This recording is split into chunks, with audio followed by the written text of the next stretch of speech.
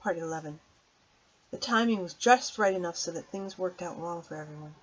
Adrian Mellon and Don Haggerty came out of the Falcon after 2 beers, walked up past the bus station, and then linked hands. Neither of them thought about it. It was just something they did. It was 10:20.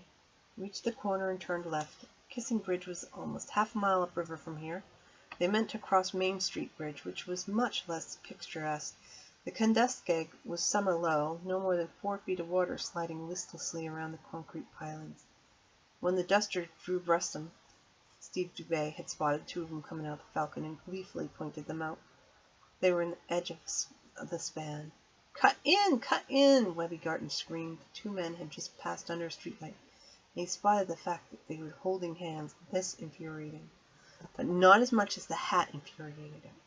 The big goddamn paper was nodding crazily this way and that. "Cut in, goddammit!" And Steve did. Chris Unwin would deny active participation in what followed, but Don Haggerty told a different story. He said that Garton was out of the car almost before it stopped, and the other 2 quickly followed. There was talk, not good talk.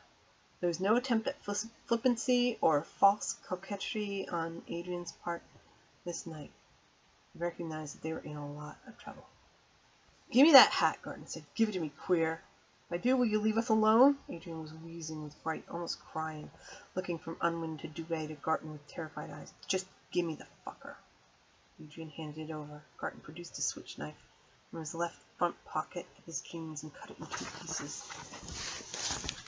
He rubbed the pieces against the seat of his jeans, and then he dropped them to his feet and stomped on them. Don Haggerty backed away a little. The attention was divided between Adrian and the hat. He was looking and said, "For a cop." "Now will you let us..." Adrian Mellon began, and that was when Garton punched him in the face, driving him back against the highway's pedestrian railing of the bridge. Adrian screamed, clapping his hands to his mouth. Blood poured through his fingers. "Aid!" Haggerty cried, and ran forward again. Dubé tripped him. Garton booted him in the stomach, knocked him off the sidewalk and into the roadway. A car passed. Haggerty rose to his knees and screamed at it. It didn't slow. The driver, he told Gardner and Reeves, never even looked around. "Shut up, queer," Dubé said, and kicked him on the side of his face. Haggerty fell to the side in the gutter, semi-conscious. A few moments later he heard a voice, Chris Unwin's, telling him to get away before he got what his friend was getting. In his own statement, Unwin verified giving this warning. Haggerty could hear thudding blows and the sound of his lover screaming. Adrian sounded like a rabbit in a snare, he told the police. Haggerty crawled back toward the intersection and the bright lights of the bus station, and when he was at a distance away, he turned back to look. Adrian Mellon stood about 5'5", may have weighed 135 pounds soaking wet, was being pushed from Garton to Dubé and Unwin in a kind of triple play. His body jittered and flopped like the body of a rag doll. They were punching him, pummeling him, ripping at his clothes. As he watched, he said, Garton punched Adrian in the crotch. Adrian's hair hung in his face, blood poured out of his mouth and soaked into his shirt.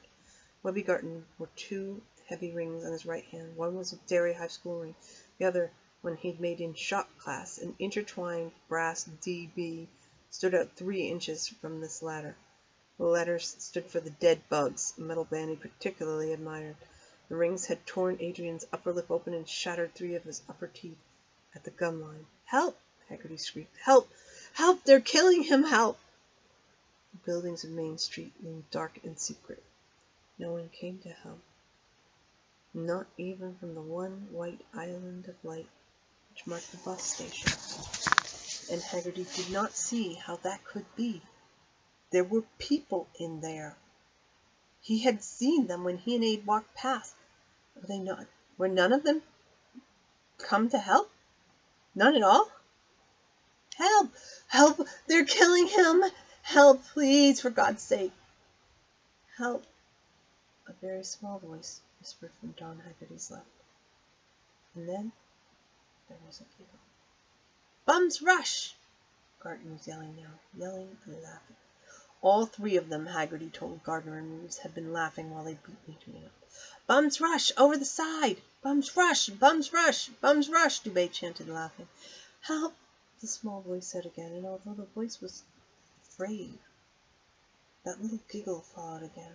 It was like the voice of a child who cannot help itself. Haggerty looked down and saw a clown. It was at this point that Gardner and Reeves began to discount everything that Haggerty said, because the rest was the raving of a lunatic. Later, however, Harold Gardner found himself wondering. Later, when he found the Unwin boy had also seen the clown, or said he had, he began to have second thoughts. His partner either never had them or would never admit to them. The clown, Haggerty said, looked like a cross between Ronald McDonald and that old TV clown Bozo. So he thought at first.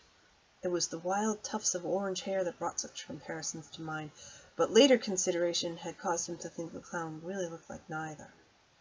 The smile painted over the white pancake was red, not orange, and the eyes were weird, silvery, shiny silver. Contact lenses, perhaps. But a part of him thought then, and continued to think, that maybe that silver had been the real color of those eyes. He wore a baggy suit with big orange pom-pom buttons. On his hands were cartoon gloves. "You need help, Don," the clown said. "Help yourself to a balloon." And it offered a bunch it held in one hand. "They float," the clown said. "Down here we all float. Pretty soon your friend will float too."